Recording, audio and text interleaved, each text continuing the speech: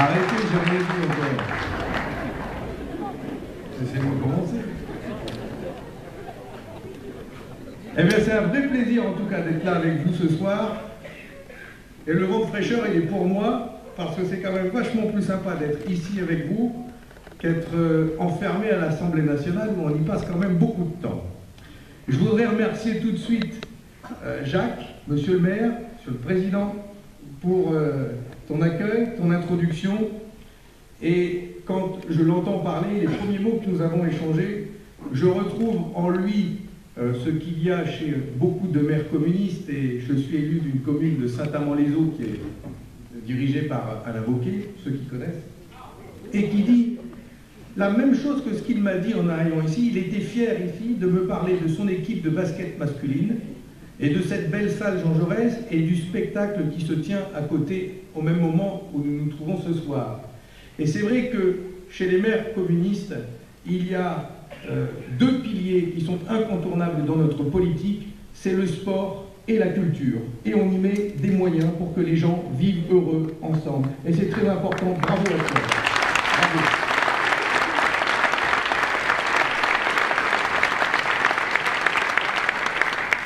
Merci Julien, valeureux secrétaire fédéral, et Julie qui vous accueille.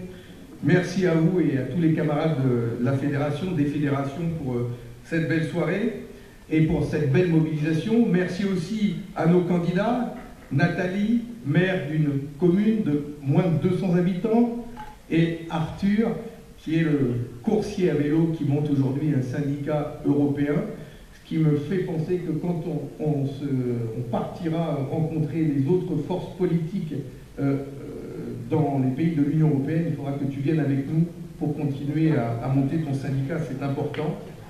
Et je voudrais en profiter pour excuser effectivement l'absence de Yann et de Marie-Hélène, qui sont eux aussi en meeting ce soir, et c'est pour vous dire que nous tous, nous toutes ici, et Yann qui n'est pas là, nous sommes vraiment en train de mener une campagne terrible dans toute la France depuis plusieurs semaines, plusieurs mois. Yann, ça fait 10 mois qu'il est en campagne, et en ce moment, nous sommes dans un rythme où nous tenons 2 à 3 meetings par jour, et ce sera comme ça jusqu'au dernier jour du 26 mai. Bravo à Yann, bravo à Marie-Hélène Bérat, bravo à vous, Arthur et Nathalie.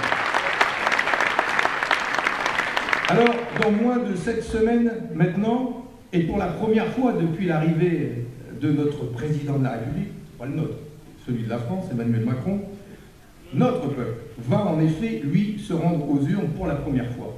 Et l'enjeu est crucial, déterminant, autant pour l'Union européenne et son destin que pour la vie quotidienne de chacun d'entre nous, de chacun des Français. Ici, comme partout sur le continent, ici en France, comme partout dans les pays de l'Union européenne, les mêmes politiques s'appliquent avec les mêmes conséquences. Ici, comme partout en Europe, les mêmes faux remèdes nourrissent l'aggravation des crises économiques, sociales, écologiques et démocratiques. Partout, partout, c'est l'austérité et le recul de tous les droits sociaux instaurés depuis maintenant 3 décennies. C'est le dépeçage des services publics. C'est la guerre qui est menée aux fonctionnaires. C'est le droit du travail passé à la moulinette. Ce sont les délocalisations boursières qui laissent la place à des déserts industriels de plus en plus vastes. Vous savez ce qu'il en est chez vous, comme je sais ce qu'il en est chez moi dans le Nord, où il y a encore des industries. Partout, ce sont des services publics qui cèdent du terrain, et ce sont, comme ici, des lignes ferroviaires qui disparaissent, alors que l'urgence écologique appellerait au contraire un maillage plus serré du rail. Il y a d'ailleurs beaucoup de cheminots ici que je veux saluer, car ils ont mené une belle bataille avec nous pour la défense du service public du rail, et cette bataille n'est pas terminée. La casse des services publics, ce sont des classes qui ferment dans les écoles, obligeant des gamins et leurs parents à des trajets toujours plus longs. Ce sont des bureaux de poste transformés en points relais quand ils ne sont pas purement et simplement supprimés, et des tournées de distribution de moins en moins fréquentes. Partout, ce sont aussi des maternités publiques qu'on regroupe, qu'on ferme au nom d'une gestion comptable des politiques de santé publique. Et vous savez que depuis les députés et sénateurs communistes ont lancé un tour de France des hôpitaux et Yann Brossat, avec les candidats, a lancé une tournée des maternités de France. Depuis à peu près une quarantaine d'années, plus des 2/3 des maternités françaises ont fermé. Il y en a maintenant moins de 500 dans notre pays. Et il y a à peu près 1 600 000 femmes entre 15 et 49 ans qui vivent à plus de 30 minutes d'une maternité.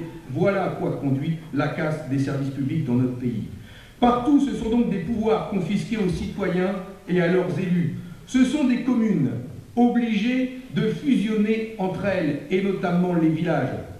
J'ai vu, en arrivant ici en Dordogne, que près de 10% de vos communes ont fusionné ces dernières années. Il y en avait un peu plus de 550, il y en a aujourd'hui à peine au-dessus de 500, 505 je crois, et c'est effectivement un mouvement qui est poussé par l'Union européenne. Je vais vous rappeler un chiffre. Dans l'Union européenne, il y a 72 000 communes et 36 000 en France. Alors voyez-vous, la France, avec ses 36 000 communes, c'est une anomalie pour eux. Ils ne comprennent pas. Mais ce qu'ils ne savent pas, c'est que nos communes ont une histoire. Elles sont issues de la Révolution française de 1789. La commune française, c'est la République française. Eh bien, nous nous battrons jusqu'au bout pour défendre nos communes. C'est le combat de la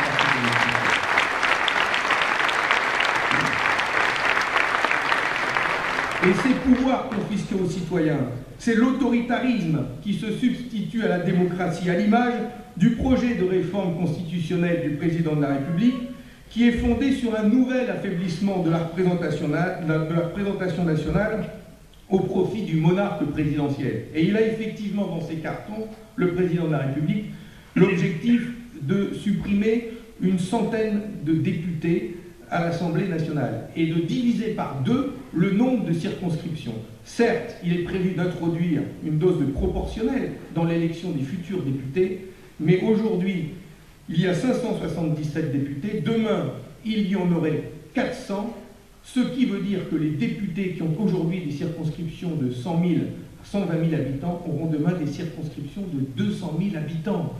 C'est tout simplement impossible. Ou alors si, c'est possible, mais quelle proximité avec les maires, les associations, nos concitoyens. Impossible de tenir des permanences, à moins de confier cette responsabilité aux collaborateurs qui seront là sur le terrain pour faire le boulot à la place du député. Et ça, c'est pas possible. C'est pas aux collaborateurs de faire ce travail-là. Surtout quand on voit ceux de l'Élysée, comme Benalla, franchement, ce sont des collaborateurs. C'est pas possible. Il faut qu'on se batte pour maintenir un nombre de députés en France qui puissent répondre à cette exigence de démocratie et de proximité. Et le problème de notre pays, c'est pas le nombre de députés, c'est qu'il faut des députés ouvriers, infirmiers, retraités, issus du peuple. Ce qui n'est pas le cas aujourd'hui. C'est pas le nombre qui compte, c'est la qualité. Alors, comment voulez-vous, forcément avec cette situation en France et en Europe, que la révolte ne gronde pas partout, pas seulement en France? Parce que tant de services publics abîmés, tant de difficultés dans tous nos territoires, dans la ruralité comme dans nos quartiers populaires, voilà pourquoi, effectivement, cette révolte gronde. En moins de 3 décennies, en Europe, avec l'avènement des critères de convergence budgétaire, ces fameux 3% de déficit budgétaire, cette règle des 3% imposée à tous les pays de l'Union européenne pour contenir leur budget. Ces 3%, c'est devenu l'alpha et l'oméga des politiques publiques. À cause de ces 3%, ils ont imposé des coûts énormes dans tous nos budgets. Ils ont imposé la privatisation de certains de nos services publics. Ils nous ont imposé d'en fermer beaucoup. Et pour quel résultat au final? Au final, le chômage a explosé. La précarité a explosé elle aussi. Et là où on nous promettait qu'avec quelques sacrifices, on s'en sortirait, on aurait le poids de la prospérité et le plein emploi, eh bien nous avons aujourd'hui des taux de chômage records dans tous les pays de l'Union européenne. Les chiffres sont accablants. Parmi les jeunes de moins de 25 ans, 15% sont au chômage sur le continent. Dans toute l'Union européenne, 17% de la population vit avec un revenu disponible inférieur au seuil de pauvreté, soit 87 millions d'hommes et de femmes vivant sous le seuil de pauvreté dans l'Union européenne.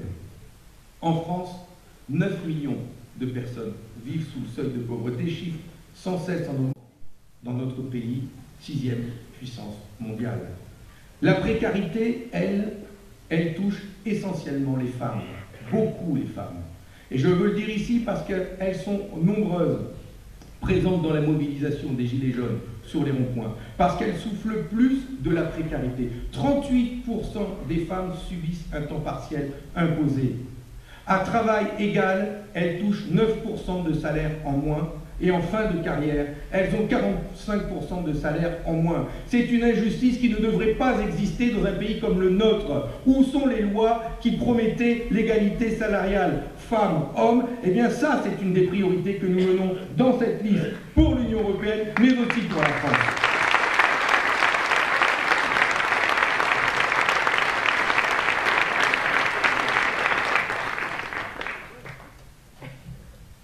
Alors cette pauvreté n'est pas l'apanage des seuls privés d'emploi. Notre continent compte en effet 10% de travailleurs pauvres. 10%, ils étaient seulement 7%, il y a 10 ans. C'est en progression constante. Parmi ceux qui souffrent, il y a aussi ces agriculteurs à qui l'on refuse, pour ne pas froisser les affairistes de la grande distribution, de pouvoir vivre décemment, avec un vrai salaire, avec de vrais revenus, et qui sont soumis à une concurrence sauvage à l'échelle du monde, quitte à importer de l'autre bout de la terre ce que l'on sait produire ici dans de bonnes conditions. Et puis, ce sont enfin ces millions de retraités dont les pensions, à l'image de cette France où le minimum vieillesse flirte avec le seuil de pauvreté, dont les pensions sont tellement indignes qu'elles poussent certains d'entre eux vers des petits boulots pour survivre. C'est effectivement ces histoires-là que nous avons rencontrées sur les ronds-points avec le mouvement des Gilets jaunes. Mais je le dis, moi, avant que ce mouvement des Gilets jaunes ne soit né, nous le disions à l'Assemblée nationale et au Sénat pour dénoncer la politique de ce gouvernement. Les retraités sont ceux qui subissent le plus la politique d'austérité de ce gouvernement et des précédents. Ces dernières années, les retraités ont dû cumuler le gel des pensions, la suppression de la demi-part pour ceux qui étaient concernés, la taxe CASA, la taxe sur la dépendance qu'on leur a imposée. Et ce gouvernement, en plus de cela, leur a ajouté l'augmentation de la CSG de 25%, faisant en sorte que de nombreux retraités, près de 16 millions, ont vu leur pension carrément baisser. On n'avait jamais vu ça à ce tel niveau. Ils ont perdu en moyenne 450 € par an de perte nette de pouvoir d'achat.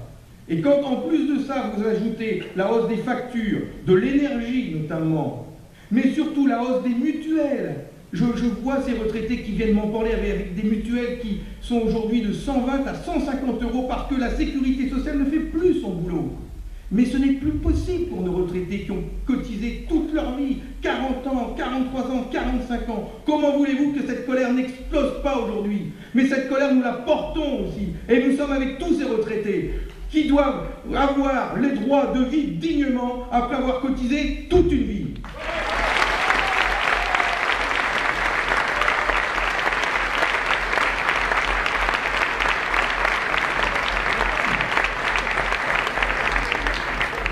Et puis, je veux parler des salariés qui sont qui subissent des salaires continuellement tirés par le bas, qu'ils soient d'ailleurs du public comme du privé. Dans le public, on en parle souvent, ce sont ces catégories C, fonctionnaires, ces fonctionnaires.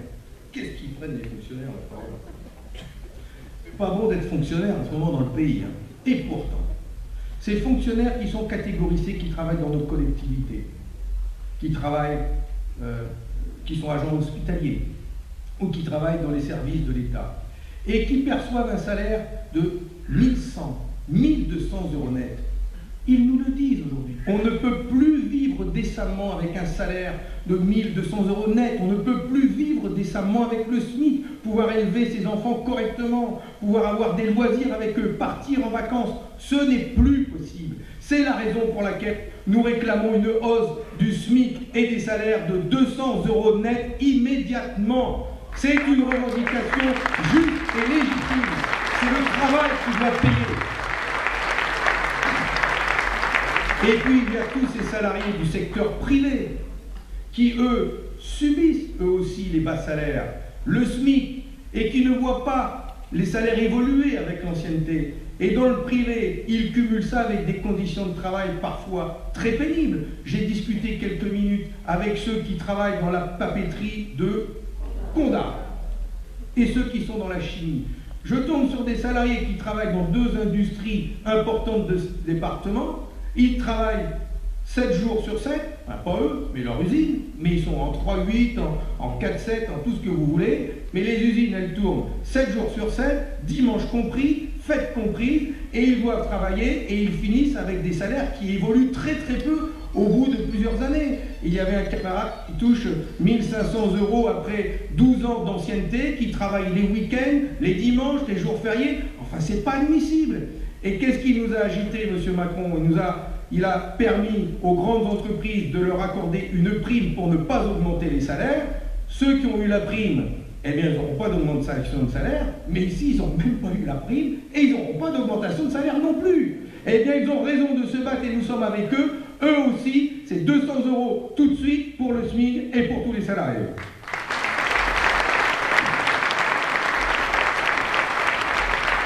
Et un dernier mot concernant les retraités, puisque ça fait partie de l'actualité, c'est la dépendance et la prise en charge de la dépendance.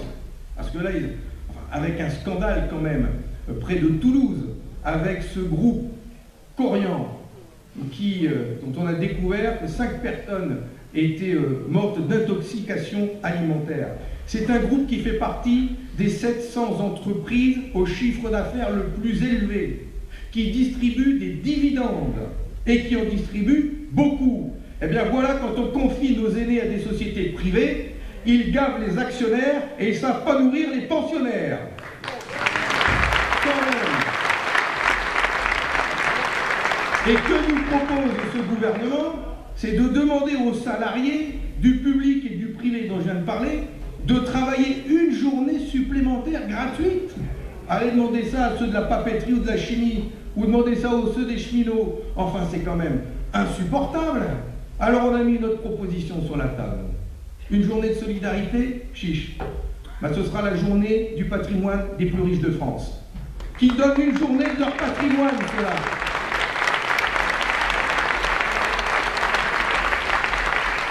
La journée du patrimoine, ça sonne bien quand même.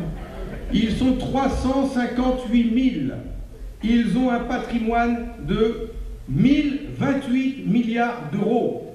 C'était ceux qui payaient l'impôt de solidarité sur la fortune, à qui on a fait ce cadeau de 3,6 milliards. Eh bien, ces 1028 milliards d'euros, s'ils ont donné une journée, ça ferait tout de suite 6 milliards qui rentreraient dans les caisses de l'État. Voilà comment on peut financer la dépendance et l'accueil digne de nos personnes âgées.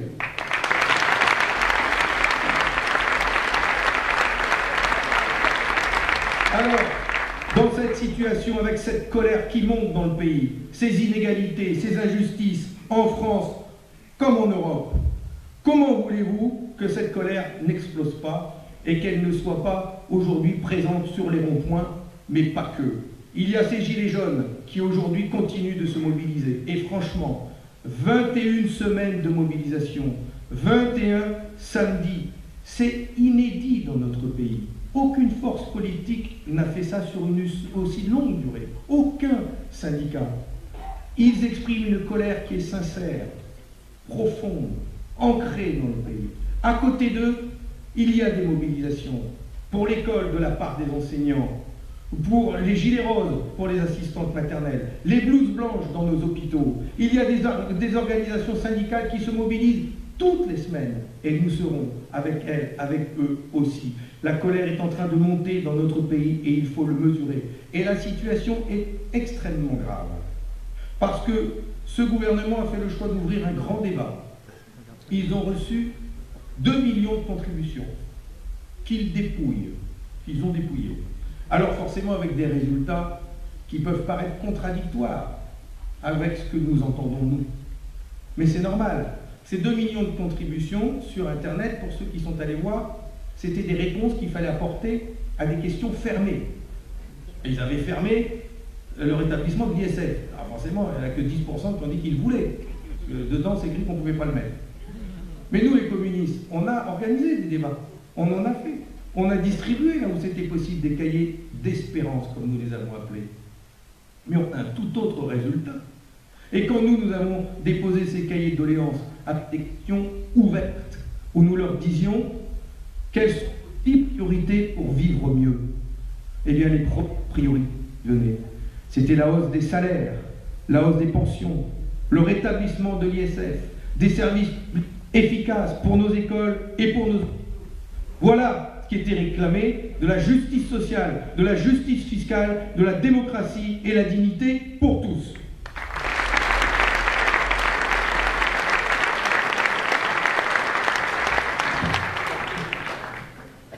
Dépêchez parce que s'il n'y a plus de piles, il me reste quelques minutes pour finir. Parlons un petit peu de l'Europe. Parce que cette Europe, elle souffre quand même de mots qu'il faut identifier. Alors, les problèmes de l'Europe, ce n'est pas les droits sociaux, les services publics, les parlements nationaux, pas plus les réfugiés entre nous qu'on laisse mourir en pleine mer Méditerranée. Ce n'est pas ça qui tue l'Europe à petit feu.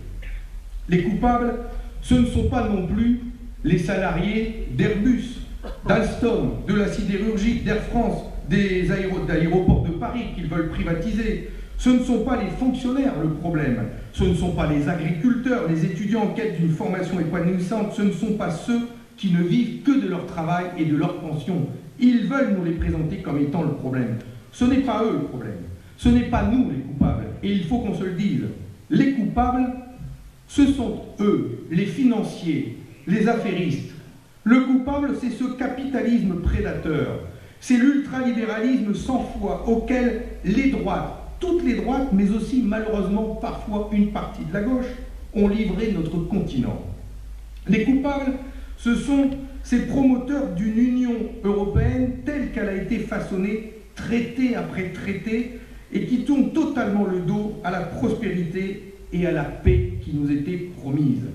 Oui, cette Europe-là, elle a tourné le dos au projet d'une union des nations et des peuples qu'on nous avait fait miroiter pour organiser la seule chose qui compte pour les marchés financiers, un espace entièrement dédié à la concurrence libre et non faussée et à la guerre de chacun contre chacun.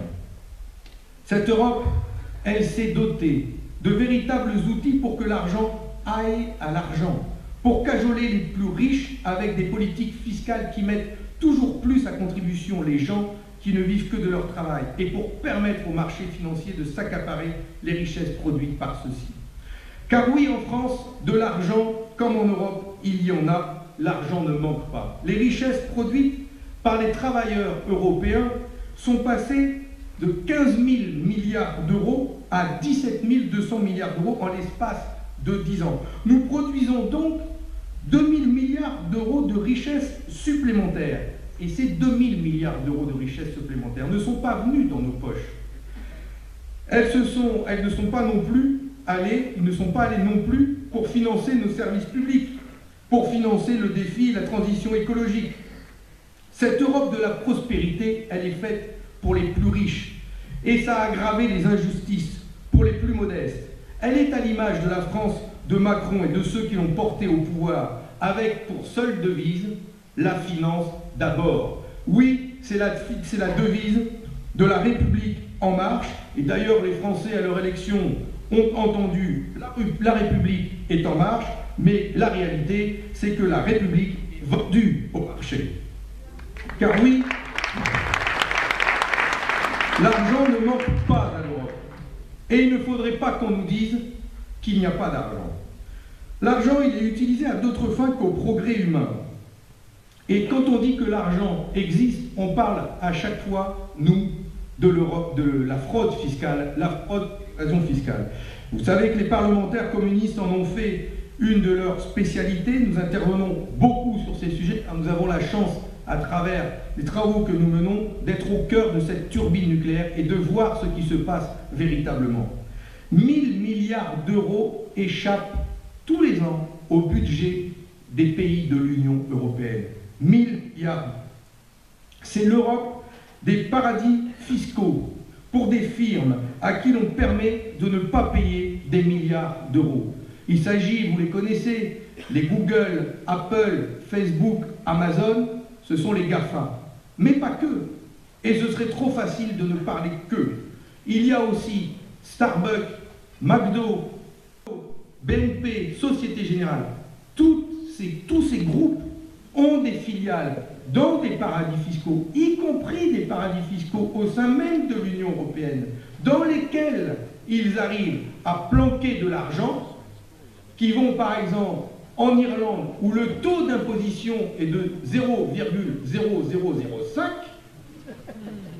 c'est vrai. Et ensuite, cet argent, il va aux Bermudes, où là, il reste planqué, et là, le taux d'imposition, il est de 0. C'est ça qui siphonne les budgets des États. Et aujourd'hui, hier soir, jusqu'à 1h du matin, j'étais en séance pour étudier cette taxe GAFA. Et ils nous présentent la taxe GAFA comme la mesure phare pour lutter contre l'évasion fiscale et pour que ces GAFA payent un impôt juste. Franchement, il ne faudrait pas, parce que vous allez en entendre parler dans les médias, la taxe GAFA de Bruno Le Maire, c'est la meilleure loi qu'ils aient pu faire, que les gilets jaunes voulaient. Ils vont vous en remplir des baignoires de mousse avec 3 bouts de savon. Hein. Alors on va en manger. Hein.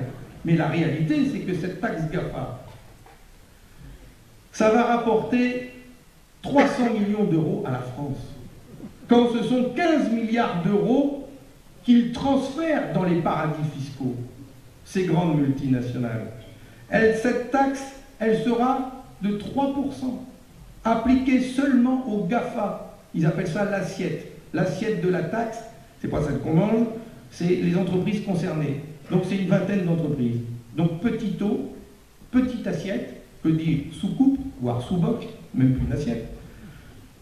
Et en plus, le produit de cette taxe sera déductible de leurs impôts. Non mais franchement, non, mais on lui a dit, monsieur le maire, on lui a dit, c'est pas possible, alors, on ne peut pas voter contre parce que c'est un premier pas, mais enfin, c'est loin d'aller où quand même. On lui a dit, votre taxe, GAFA, GAFA pour grande arnaque fiscale annoncée, eh bien, nous les communistes, cette taxe GAFA, on l'appellera la taxe Peanuts, parce qu'elle va rapporter des cacahuètes.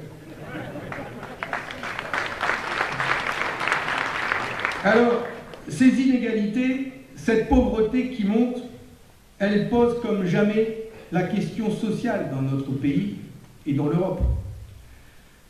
Et à chaque fois, l'histoire, on dit qu'elle ne se répète pas, mais parfois elle bégaye. Et quand les questions sociales se posent fortement, il y a toujours l'extrême droite qui est là pour faire monter les questions nationales. Et aujourd'hui, dans ces difficultés que traverse notre pays et l'Union européenne, ils veulent nous faire présenter les réfugiés, les étrangers, comme étant le problème de la France et le problème de l'Union européenne. C'est une honte, et nous devons le dire à chaque fois. Ce n'est pas à cause des étrangers, ce n'est pas à cause des réfugiés que les entreprises sont délocalisées, qu'il y a de l'évasion fiscale, que des personnes âgées meurent dans des EHPAD, que des bureaux de poste sont fermés. Ce ne sont pas les étrangers, les réfugiés qui sont responsables, c'est leur politique, c'est à cause des financiers. Et ça, il faut le dire et le répéter.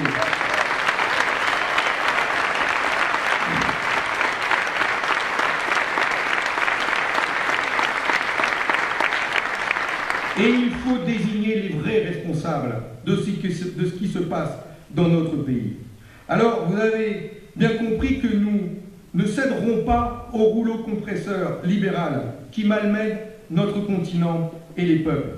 Avec notre liste, nous portons un autre projet pour l'Europe, celui d'une Europe d'abord qui respecte les choix politiques des États, la souveraineté nationale, pas au sens où l'exprime le Front National.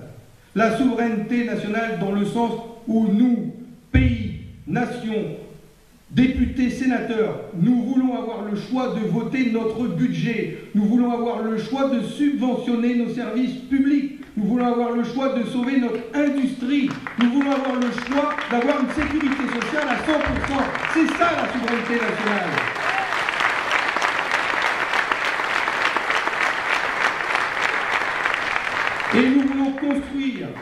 en respectant la souveraineté nationale de chaque pays et de chaque peuple, une Europe de la coopération, où nous travaillerons ensemble pour lutter contre l'évasion fiscale, pour mettre en place des services publics comme le service public ferré du rail, si important pour lutter contre le réchauffement climatique. Nous avons besoin de coopération pour travailler ensemble, pour préserver la paix. C'est cette Europe-là que nous voulons construire, qui respecte les choix des pays et qui respecte la paix et qui nous permettra de nous libérer du poids de la finance.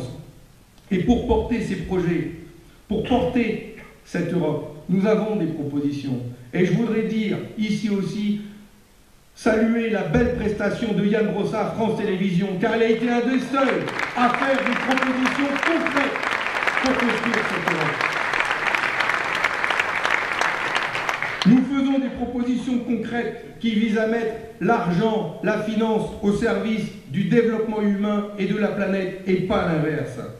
Il y a des urgences auxquelles nous voulons répondre, et parmi ces urgences, il y a l'urgence climatique. Et je voudrais en dire un mot ici, parce que les questions environnementales sont primordiales dans les politiques qui doivent être menées dans notre pays. Nous avons la chance dans notre pays, avec les centrales nucléaires qui ont été construites à l'initiative du général de Gaulle, je le rappelle souvent, dans un programme qui a été lancé au lendemain de la guerre en 1945, programme des jours heureux, Conseil national de la résistance. J'aime bien rappeler que le Parti communiste français a gouverné la France avec le général de Gaulle pour redresser le pays.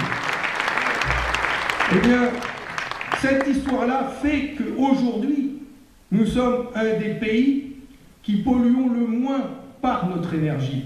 Ce qui n'est pas le cas de l'Allemagne qui a beaucoup de centrales à charbon et qui pollue beaucoup plus, qui émet beaucoup de carbone. En revanche, notre pays est en train de prendre du retard par rapport à ses objectifs de réduction d'émissions de gaz à effet de serre. Et il y a deux secteurs qui émettent beaucoup de gaz à effet de serre et où on demande à la France de faire beaucoup plus d'efforts. C'est le secteur des transports. Sauf que ce gouvernement, il a voulu résoudre ce problème en pénalisant les automobilistes et en mettant la taxe carbone. Fausse route sur les transports. Ce qu'il faut faire, c'est investir dans le rail, le transport des voyageurs et des marchandises par le rail. C'est mettre des transports gratuits dans toutes les collectivités où c'est possible. C'est doubler le fret en 5 ans, alors qu'il a été divisé par 2 ces 10 dernières années. C'est donner des moyens à nos communes pour qu'ils puissent permettre aux gens de voyager gratuitement dans leur agglomération. Investir dans les transports, ça doit être une priorité dans notre pays, alors que ce gouvernement, et même celui d'avant avec M. Macron, ont inventé les cars Macron à la place des lignes ferroviaires. Enfin, quand même.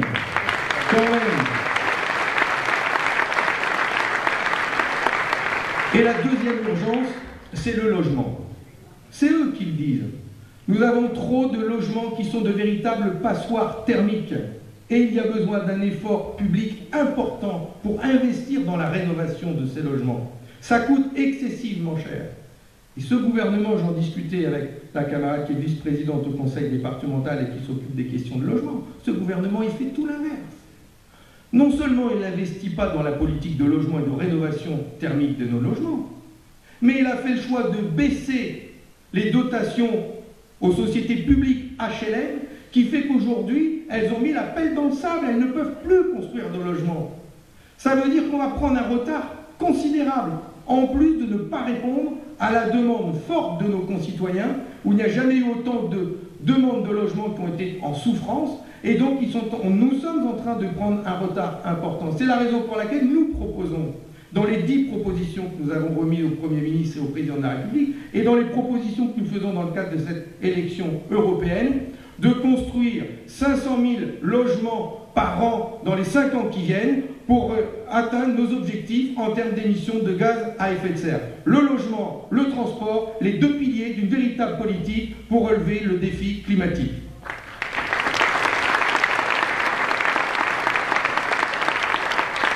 Alors, comment on va financer ça? Je ne vous fais pas de dessin, je vous ai parlé de l'évasion fiscale, mais tout simplement, il y a aujourd'hui une manne financière qui est mal utilisée, c'est l'argent de la Banque Centrale Européenne.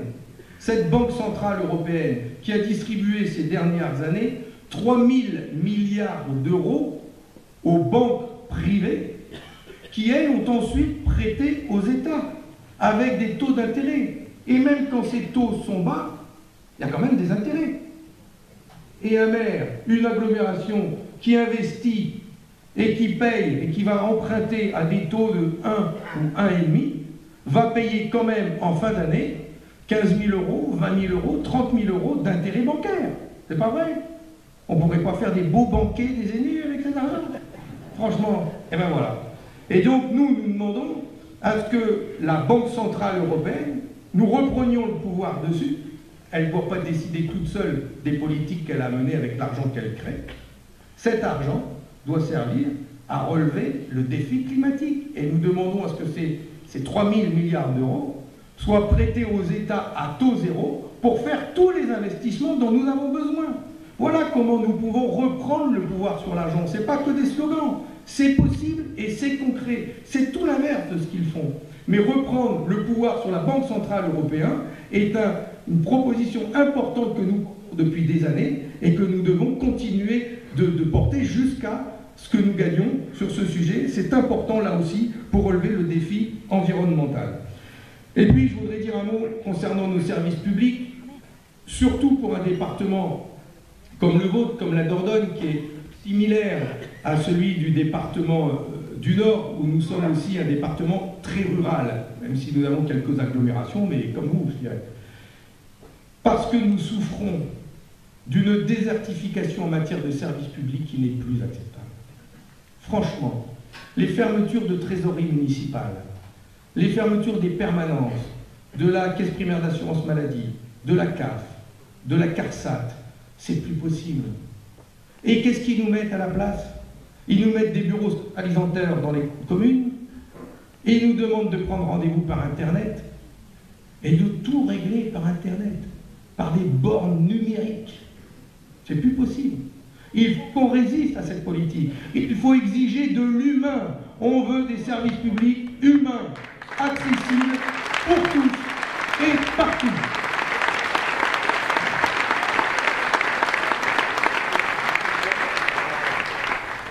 Alors oui, mais le gouvernement a dit, mais c'est pas possible.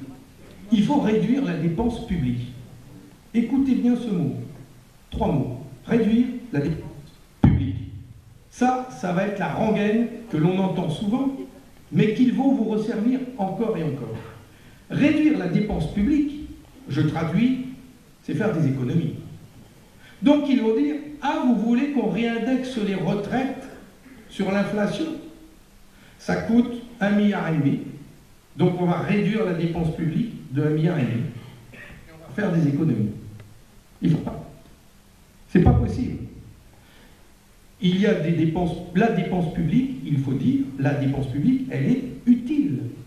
La dépense publique, c'est investir dans nos services publics, dans l'école, dans la santé, dans ces services publics dont je viens de parler. Ça, c'est la cohésion du territoire, ça nous permet de vivre ensemble. C'est des moyens que l'on doit donner aux communes, plutôt que de l'appeler à fusionner. Mais il y a de la dépense publique inutile. Et il y a 2 sujets sur lesquels je voudrais vous alerter. Il y a le CICE. Vous connaissez.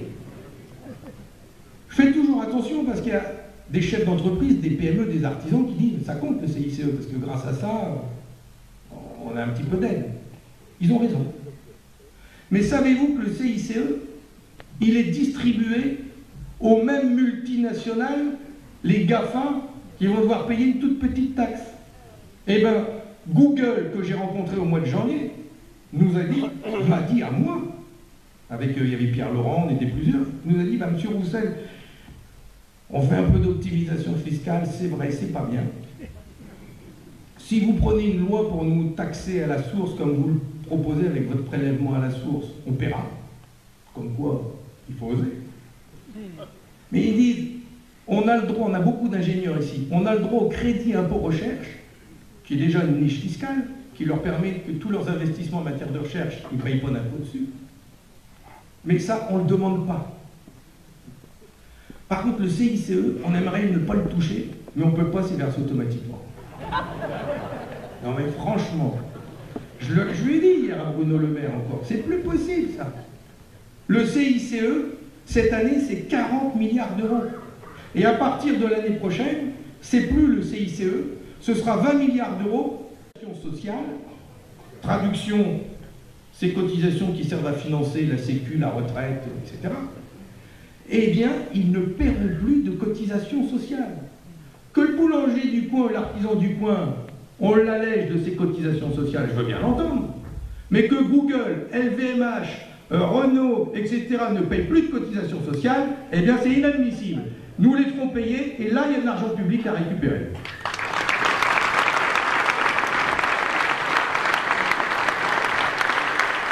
Et puis enfin, je ne peux pas m'empêcher d'en parler, c'est concernant les questions de paix.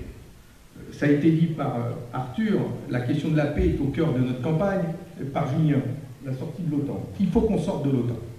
Mais c'est pas que ça. C'est pas que ça. Nous sommes sous la pression des États-Unis.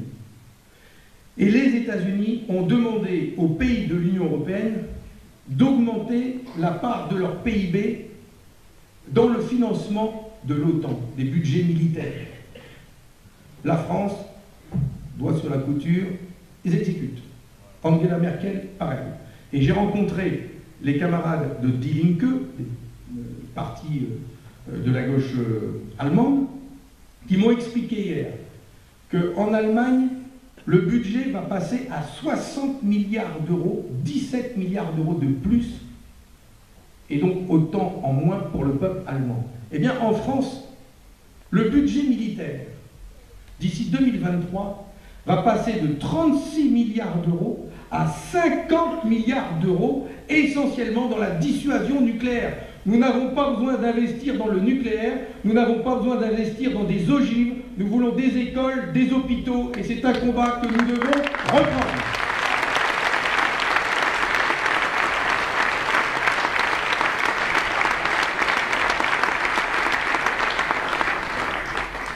Enfin, et pour finir, je vais tout simplement vous inviter à vous mobiliser massivement pour notre liste, parce que le 26 mai, il faut créer la surprise, pour plein de raisons.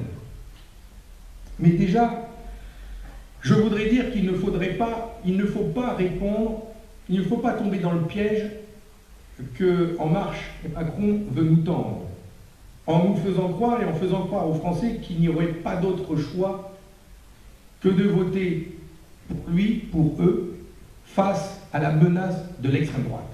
Ça, c'est bon, c'est à chaque élection le même cinéma. On en a marre de voter contre quelqu'un, on veut voter pour nos idées.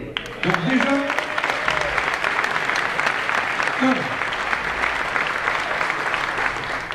et en plus, franchement, entre le libéralisme de Macron et le libéralisme de l'extrême droite, on ne choisira aucun des deux, hein, c'est choisir entre la peste et le choléra. On veut du progrès social, on veut de la justice sociale, on veut de l'air, de l'oxygène. Voilà.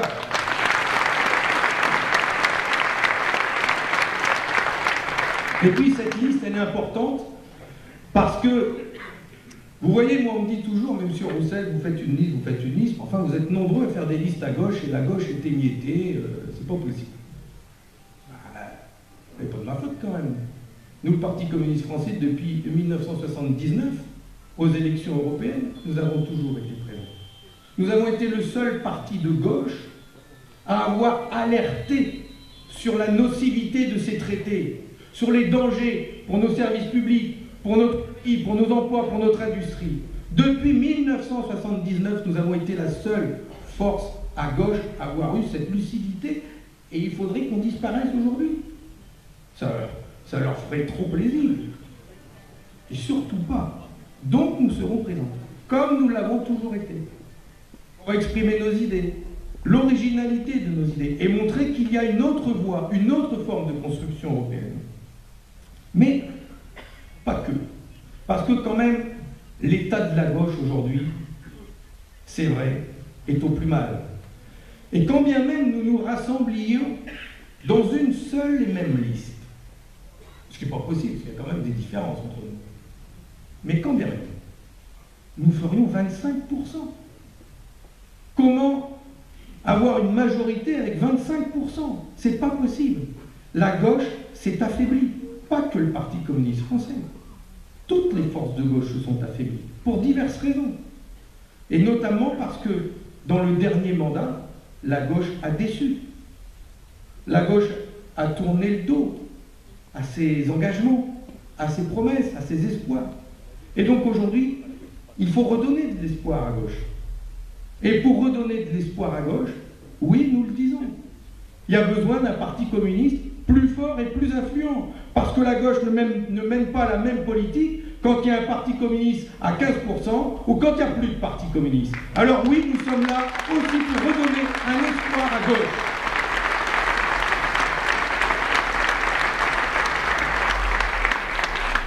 Et envoyer des députés communistes au Parlement européen, c'est la certitude d'envoyer des députés honnêtes, sincères, incorruptibles. Je leur dis toujours ça à l'Assemblée nationale, nous, on est incorruptibles. Ils m'appellent Elliot Ness maintenant. Mais oui, mais il y a besoin de sincérité dans l'engagement. Les gens n'y croient plus, ne croient plus dans la politique. Comment ne pourraient-ils pas croire dans des militants communistes comme ici, engagés, les pieds dans la glaise? C'est eux qui demain vont aller négocier avec les GAFA, avec Uber. Enfin, c'est à des hommes et des femmes comme ça qu'il faut faire confiance. Et c'est comme ça qu'on va redonner confiance à la politique. C'est pour ça que nous irons jusqu'au bout.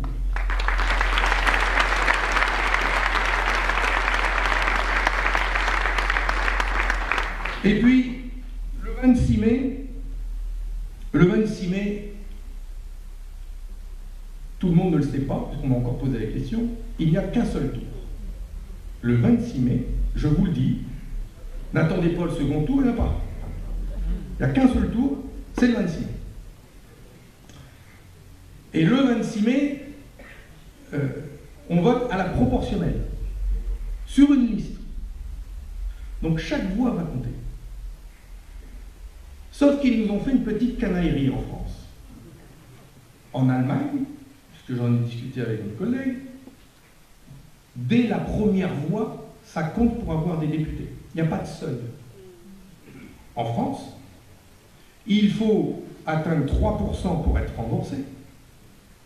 Ça ne nous fait pas peur, même pas mal que je leur dis. Mais il faut avoir 5% pour avoir des élus. Et on en a 4 d'un coup. En Allemagne, à partir de 1, 1,5, ils ont un député. Eh bien nous, à 5,01%, on a 4 députés. Alors, quand vous voyez des listes qui font 7, 8%, je ne vous dis pas lesquelles, et que vous hésitez à voter pour elles, quelques voix de plus peut effectivement leur faire gagner un député.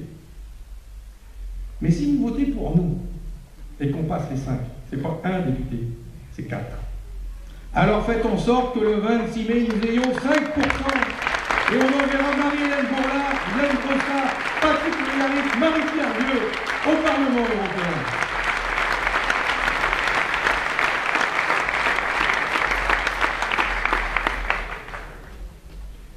Et les sondages, n'y croyez pas. C'est l'écume des vagues. Ils nous font le coup à chaque fois. Et ils nous disent, mais vous êtes petits, vous faites 2%. Ce à quoi je réponds, d'abord, je préfère être petit et voir grand qu'être grand et voir petit. Parce qu'il y en a qui sont grands et qui voient petit quand même. Mais au final, je préfère être grand et voir grand, et avec vous, j'y crois, l'humain d'abord.